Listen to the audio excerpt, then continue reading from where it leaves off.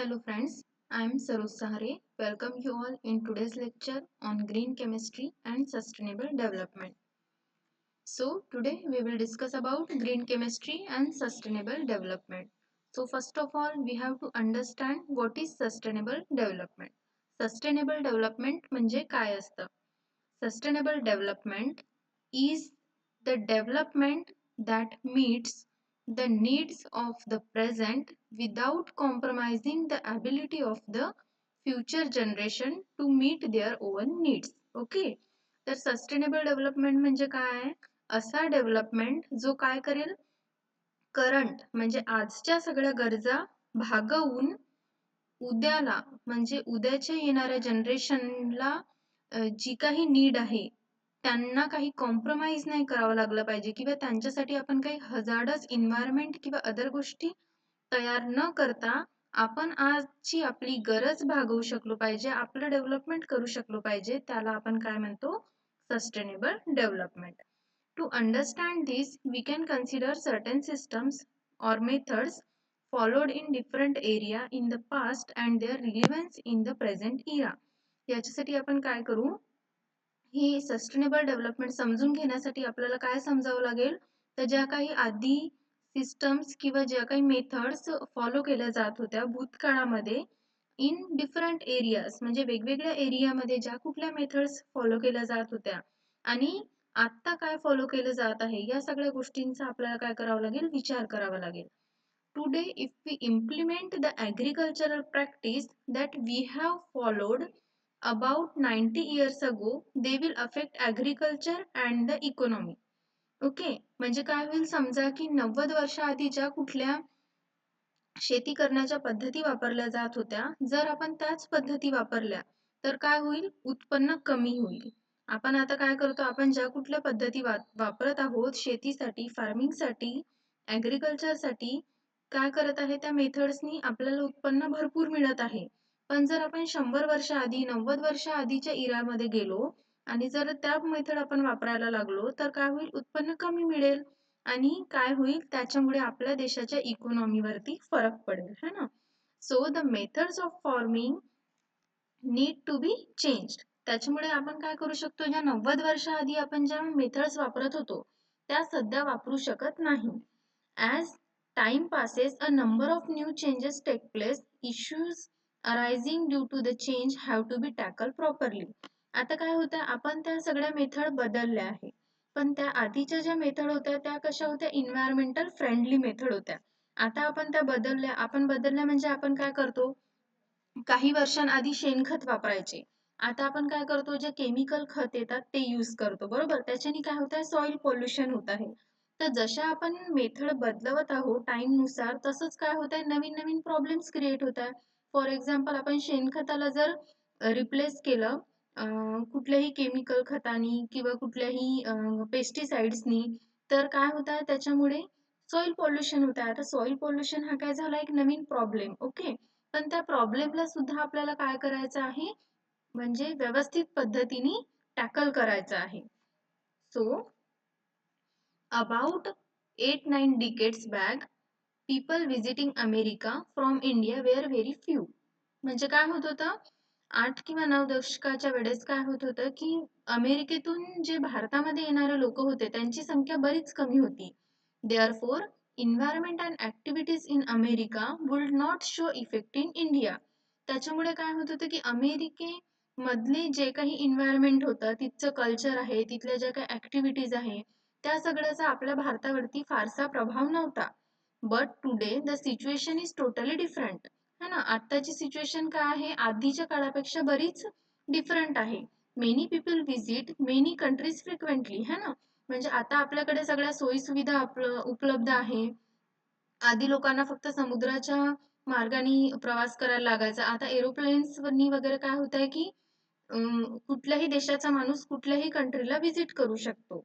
त्याच्यामुळे लोकांचं ये-जा करणं वाढलेलं आहे. त्याच्यामुळे त्यांच्या काय वाढलेलं आहे? जी काही संस्कृती आहे किंवा बाकीचे एन्व्हायरमेंट, त्यांच्या ॲक्टिव्हिटीज या सगळ्यांची लेनदेन वाढलेली आहे. They carry along with them things which may affect the environment. है ना? त्याच्यामुळे काय होत आहे की अमेरिकेमधली लोक भारतामध्ये सुद्धा अशा वस्तू आणत आहे जे आपल्या इन्व्हायरमेंटला अफेक्ट करू शकतात. As a result today air pollution in Asia and pesticides spread in Argentina could harm fishes off the coast of Australia. है ना. त्याच्यामुळे काय होत आहे, याच्यामुळे एअर पोल्युशन सुद्धा वाढलेलं आहे किंवा जे पेस्टिसाइड स्प्रेड्स केले जातात त्याच्यामुळे काय होत आहे, जे फिशेस आहे म्हणजे कोस्टवरती लोकांनी व्हिजिट केल्यामुळे याच्यामुळे काय होतंय की ज्या काही फिशेस वगैरे आहे कोस्टवरती त्यांना काय होत आहे, हार्म होत आहे. Sustainable development is about the way of thinking and making modifications in designs to solve the problems we face without creating problems for the future. है ना. आता सस्टेनेबल डेव्हलपमेंट या सगळ्या गोष्टींवरती कशा पद्धतीने विचार करतो, तर सस्टेनेबल डेव्हलपमेंटचं म्हणणं काय की ही सगळी प्रॉब्लेम्स जी आहे ती आपल्याला सॉर्ट आउट करायची आहे, पण कशा पद्धतीने, तर त्या प्रॉब्लेमसाठी आपल्याला सर्टन मेथड्स अप्लाय कराव्या लागतील, सर्टेन मॉडिफिकेशन्स करावे लागतील आणि ते कशा पद्धतीने असले पाहिजे की आजचा जो प्रॉब्लेम आहे तो तर आपण सॉल्व्ह करूच शकलो पाहिजेत, पण फ्युचरची जी येणारी जनरेशन आहे त्याच्यासाठी आपल्याला प्रॉब्लेम्स क्रिएट करायचे नाही. हा वे ऑफ थिंकिंग आहे सस्टेनेबल डेव्हलपमेंटचा. During the last 25 to 50 years, with development of science and technology, quality of life has improved remarkably. है ना.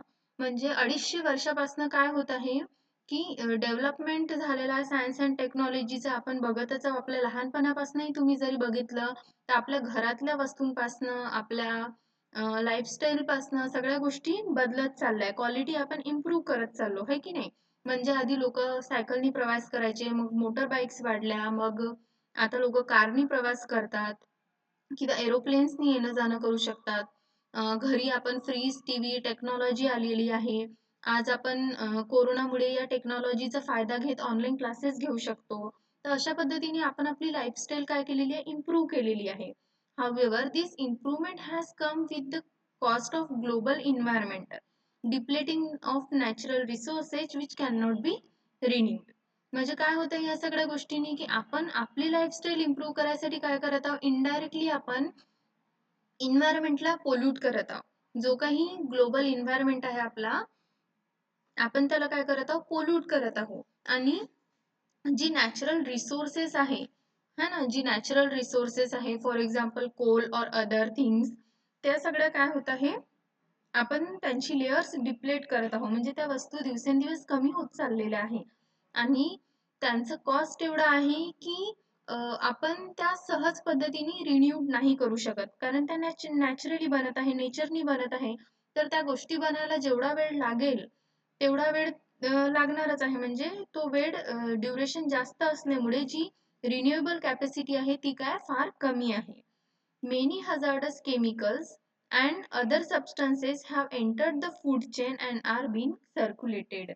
काय होत आहे की आपण जी पेस्टिसाइड्स वगैरे वापरत आहोत शेतामध्ये, है ना, त्याच्यामुळे जे काही हजार्डस केमिकल्स फूडमध्ये एंटर होत आहे किंवा कुठल्याही पोल्युशननी, जसं ॲक्वेटिक ॲनिमल्स आहे, फिश वगैरे त्यांच्या पोटात जात आहे आणि ते इनडायरेक्टली परत ह्युमन बीइंग्सकडे येत आहे. किंवा जो भाजीपाला तुम्ही आजकाल मार्केटमध्ये बघता, आधी फक्त सीझनल गोष्टी भेटायच्या, पण आता काय झालेलं आहे, माणसानी एवढं डेव्हलपमेंट केलेलं आहे की आता तुम्हाला कुठल्याही सीझनमध्ये कुठलेही फ्रूट अवेलेबल असेल, पण तो फ्रूट अवेलेबल व्हायसाठी त्याच्यावरती जी केमिकल प्रोसेस केली जाते त्याच्यामुळे काय होतंय की तिथे केमिकल्स एंटर होत आहे जे नॅचरल पद्धतीने नाही आहे. सो अशा पद्धतीने फूड चेन मध्ये काय होत आहे की केमिकल्सचं सर्क्युलेशन सुरू झालेलं आहे. A major change is required to change this scenario. आता ह्या सगळ्या गोष्टी जर आपल्याला बदलायच्या असतील किंवा आधी सारखं आपल्याला सगळ्या गोष्टी नॅचरली पाहिजे असेल तर आपल्याला काय करावं लागेल, ह्या सगळ्या गोष्टी बदलण्यासाठी कुठला तरी मेजर स्टेप घेणं गरजेचं राहील. The principles of green chemistry offer a very promising solution to this problem. आता जे 12 प्रिन्सिपल्स आपण बघितलेले आहे लास्ट लेक्चरमध्ये ग्रीन केमिस्ट्रीचे, ते सगळे आपल्याला काय ऑफर करतात, अ सोल्युशन ऑफर करतात for this all problems. Green chemistry AIIMS at changing all this negative impacts through innovation in design and methodology. Green chemistry काय करत आहे, ग्रीन केमिस्ट्रीचं एम आहे की आपल्याला काय करायचं आहे, चेंजिंग ऑल दिस निगेटिव्ह इम्पॅक्ट्स, म्हणजे जे काही हे निगेटिव्ह इम्पॅक्ट्स आपल्या इन्व्हायरमेंटवरती किंवा आपल्या लाईफस्टाईलवरती होत आहे त्या सगळ्या गोष्टींना आपल्याला काय करायचं आहे, चेंज करायचं आहे. तर कशाच्या द्वारे? Innovation in designing and methodology. जी कुठली डिझाईन्स किंवा मेथडॉलॉजी आपण यूज करत आहोत त्या सगळ्या आपल्याला काय करायच्या आहे, बदलायच्या आहे. अ typical example is the replacement of non-renewable feedstock by renewable ones. म्हणजे समजा आपण कुठलाही नॉन रिन्युएबल फीडस्टॉक यूज करत आहोत त्याला आपल्याला रिप्लेस करून काय करायचं आहे, रिन्युएबल फीडस्टॉक वापरायला सुरू करायचं आहे. म्हणजे समजा एखादी गोष्ट आहे, जसं पेट्रोल आहे. पेट्रोल काय होत आहे की नॅचरली बनत आहे आणि त्याला भरपूर वर्ष लागत आहे, तर त्याला आपल्याला काय करायचं आहे, रिप्लेस करायचं आहे दुसऱ्या केमिकल्स किंवा दुसऱ्या लिक्विड्सनी जो काय असेल, रिन्युएबल असेल. Petroleum is a building block for many chemicals. आणि पेट्रोल काय आहे की खूप सारे केमिकल्सला बनवण्यासाठी उपयोगात येणार आहे. These methods using petroleum as the starting material has proven to be highly energy consuming, inefficient and toxic and cause a tremendous burden on the environment by generating hazardous waste. पेट्रोलनी काय होत आहे की जे एनर्जी लागत आहे ती खूप जास्त कंझ्युम होत आहे. त्याच्यानंतर इनएफिशियंट आहे, टॉक्सिक आहे. त्या एन्व्हायरमेंट वरती खूप सारं बर्डन पण येत आहे. कशामुळे? कारण त्याच्यामुळे number of hazardous waste generate होत आहे. सो आपल्याला काय करायचं, त्याला रिप्लेस करायचं आहे. Principles of chemistry prioritize the use of alternative and renewable materials, including agricultural waste or biomass and non-food related byproducts. आता प्रिन्सिपल ऑफ ग्रीन केमिस्ट्री काय म्हणत आहे, it will give the preference. कशाला प्रिफरन्स देत आहे, तर आपल्याला यूज करायचे आहे अल्टरनेटिव्ह किंवा रिन्युएबल मटेरियल्स है ना. म्हणजे जे नॉन रिन्युएबल किंवा हजार्डस मटेरियल्स आहे त्याच्याऐवजी आपल्याला रिन्युएबल आणि इझिली मिळणारे मटेरियल्स वापरायचे आहे. आता याच्यामध्ये कुठले कुठले आहे, तर ॲग्रिकल्चरल जो काही वेस्ट असेल, बायोमास असेल किंवा non food related by products असेल, म्हणजे जे आपण फूड म्हणून यूज करत नाही असे बाय प्रोडक्ट्स असेल, या सगळ्या गोष्टी पण आपण वापरू शकतो. The term sustainable chemistry proposed in the beginning was change to green chemistry as it implies radical change, innovation, rejection of old attitudes and practices. Sustainable chemistry म्हणून जी टर्म वापरली जात होती आधी, आता तिला काय केलेलं आहे, चेंज केलेलं आहे आणि तिला काय म्हटलं जातं, ग्रीन केमिस्ट्री. का बरं? कारण आता याच्यामध्ये काय बदल झालेले आहेत, it implies radical change, some sort of innovation झालेले आहेत. काही जे जुन्या मेथड्स होत्या, जुने ॲटिट्यूड होते त्याला रिजेक्ट करण्यात आलेलं आहे. तशा प्रॅक्टिसेसला आपण रिजेक्ट करत आहोत. Royal society of chemistry, ACS green chemistry institute, Pfizer Green Chemistry Program, Green Chemistry Network, University of York, England are the organizations who have embraced or adopted the principles of green chemistry. आता ह्या काही institute और societies आहे ज्यांनी काय केलेलं आहे, adopt केलेलं आहे principles of green chemistry. They have recognise the significance of green chemistry in chemical process and chemical industries. त्यांना हे कळलेलं आहे की सिग्निफिकन्स काय आहे ग्रीन केमिस्ट्रीचं कुठल्याही केमिकल प्रोसेसेसमध्ये आणि केमिकल इंडस्ट्रीमध्ये. Hence they have adopted the green chemistry. Adopting of the principles of green chemistry has resulted in economic benefits in many industries, such as use of green solvents, renewable feedstock, use of new green techniques like supercritical CO2 replacing volatile organic catalysis, and low temperature reactions have reduced energy consumption and increased the yields. Okay, काय म्हणत आहे, adopting of the principles of green chemistry has resulted in economical benefits. म्हणजे जर आपण green केमिस्ट्रीचे जे काही principles आहेत त्याला अडॉप्ट करून जर ते लागू केले तर काय होईल, रिझल्ट मध्ये आपल्याला इकॉनॉमिकल जे काही बेनिफिट्स आहेत ते मिळतील. त्याच्यामध्ये आपण एक्झाम्पल बघू. Use of green solvents, renewable feedstock. Green solvent जो कुठला आपण यूज करतो तो काय आहे, एक रिन्युएबल फीडस्टॉक आहे.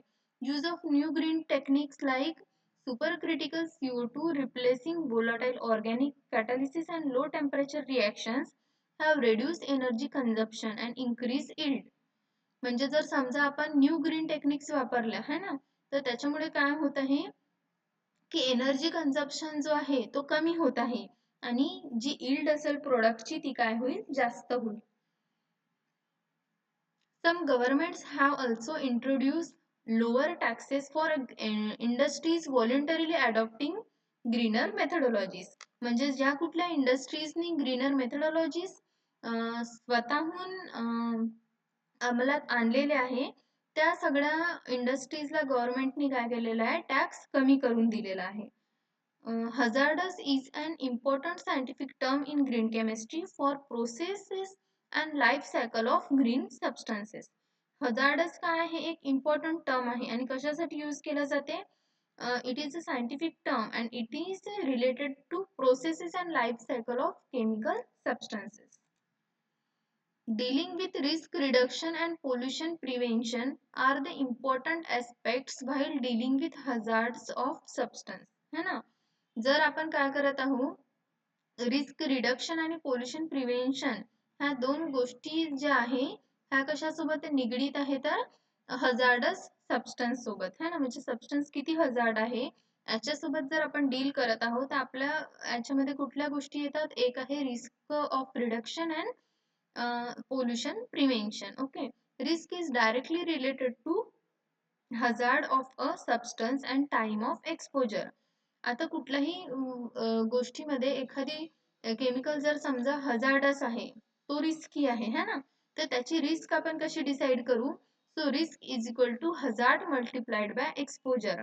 म्हणजे एखादा केमिकल किती हजार्डस आहे आणि तो किती वेळासाठी एक्सपोज करण्यात येत आहे, या दोन्ही गोष्टींवरती काय डिपेंड असेल, त्याची रिस्क डिपेंड असेल. Risk associated with a substance can be quantified. For this, we need to first quantify the hazard associated with the substance, that is how toxic it is to humans, environment, and determine the time and dose of the exposure. काय म्हणत आहे की risk associate जी असेल एखाद्या substance सोबत, ती जर आपल्याला क्वांटिफाय करायची आहे, ती जर आपल्याला कॅल्क्युलेट करायची आहे समजा, तर त्याच्यासाठी आपल्याला काय माहिती पाहिजे, आपल्याला माहित पाहिजे की जो हजार्डस सबस्टन्स आहे है ना, तो किती टॉक्सिक आहे. एखादा हजार्डस सबस्टन्स किती टॉक्सिक आहे ह्युमन हेल्थला. ओके, त्याच्यानंतर तो इन्व्हायरमेंटला सुद्धा किती टॉक्सिक आहे. देन तो किती वेळासाठी इन्व्हायरमेंटमध्ये किंवा एखाद्या ह्युमन किंवा ॲनिमलला एक्सपोज करण्यात येतो आणि तो किती डोजमध्ये, म्हणजे 10 mg 100 mg और 1 ग्राम किती डोज आहे त्याचा आणि किती वेळ आहे, 1 तास 15 मिनिटं वगैरे वगैरे. ओके, ह्या सगळ्या गोष्टींवरती काय डिपेंड करेल की रिस्क डिपेंड करेल एखाद्या केमिकलची. The direct product gives us the risk associated with that substance. Okay, direct product काय देईल आपल्याला, जी काही रिस्क असेल एखाद्या सबस्टन्स सोबत असोसिएटेड आहे ती देईल, जर आपण risk is equal to hazard plus exposure ही कॅल्क्युलेशन केलं तर. Okay, so controlling exposure time and using personal protective equipment was one way adopt to reduce a risk. जर आपल्याला रिस्क रेड्यूस करायची आहे तर काय करावं लागेल की जो काही एक्सपोजर टाइम आहे त्याला कंट्रोल करावं लागेल and using personal protective equipment was one way. म्हणजे कुठल्याही केमिकल सोबत काम करताना आपल्याला काय करावं लागेल, प्रोटेक्टिव्ह इक्विपमेंट आपल्याला यूज करावं लागेल. For example in today's days for आपल्याला जर कोरोनापासून प्रोटेक्ट करायचं, कोविड-19 पासून प्रोटेक्शन पाहिजे तर आपण काय यूज करतो, mask. Okay, green chemistry directly deals with risk by minimizing or avoiding the use of toxic harmful substances. Green chemistry काय करत आहे, डायरेक्टली रिस्कला कमी करत आहे. कशी, bye avoiding use of toxic म्हणजे जे काही टॉक्सिक केमिकल्स और अदर थिंग्स आहेत त्यांना अवॉइड करून आणि त्यांचे जे सबस्टन्स आहे त्यांना अवॉइड करून. Green chemistry addresses the practical difficulties in the industrial processes, but it also believes in prevention first rather than remedial action. Green chemistry काय म्हणताय, it will addresses the practical difficulties in the industrial processes. ज्या काही practical difficulty आहे त्यांना address करत आहे, but it also believes in prevention first rather than remedial action. म्हणजे ज्या कुठल्या प्रॅक्टिसेस आहे, प्रोसेसेस आहे इंडस्ट्रियल, त्या थोड्या डिफिकल्ट होईल जर आपण ग्रीन केमिस्ट्री यूज केली तर. पण ग्रीन केमिस्ट्रीचं म्हणणं काय आहे की कुठल्याही रोगावरती उपचार करण्यापेक्षा त्या रोगापासून प्रिव्हेन्शन करणं जास्त चांगलं आहे. According to green chemistry, the term hazard is not restricted to physical explosion, flammability or corrosivity, but also to acute and chronic toxicity, carcinogenicity, environmental pollution of air, water, soil and ecological toxicity. म्हणजे green केमिस्ट्रीनुसार जो hazard term आहे तो फक्त कुठल्याही physical explosion, flammability, करोजिबिलिटी पर्यंत मर्यादित नसून, म्हणजे फिजिकल एक्सप्लोजन म्हणजे काय की सपोज कुठेही कुठल्या इंडस्ट्रीमध्ये एक्सप्लोजन होत आहे, ओके, धमाका म्हणतो आपण ज्याला, कुठे आग लागत आहे, फ्लेमेबिलिटी होत आहे, कुठे काही करोजिबिलिटी होत आहे, या सगळ्या गोष्टींनाच फक्त मर्यादित नाही आहे हजार्डस टर्म. तर हजार्डस टर्म म्हणजे काय, कुठल्याही ॲक्यूट किंवा जर क्रॉनिक टॉक्झिसिटी होत असेल है ना, किंवा कॅन्सरस असेल, केमिकल्स है ना, कार्सिनोजेनिटी असेल, इन्व्हायरमेंटला किंवा एअरला पोल्यूट करत आहे, वॉटरला पोल्यूट करत आहे, कुठल्याही सॉइलला पोल्यूट करत आहे, किंवा इकोलॉजिकल टॉक्झिसिटी म्हणजे कुठल्याही म्हणजे पॉन्ड वगैरे, वॉटर रिसोर्सेस आहे है ना, ॲक्वेटिक लाईफ आहे, त्यांना वगैरे ही जर टॉक्झिसिटी होत आहे, तर ह्या सगळ्या गोष्टींसाठी आपण कुठला टर्म यूज करतो, hazard. So thank you for watching this video.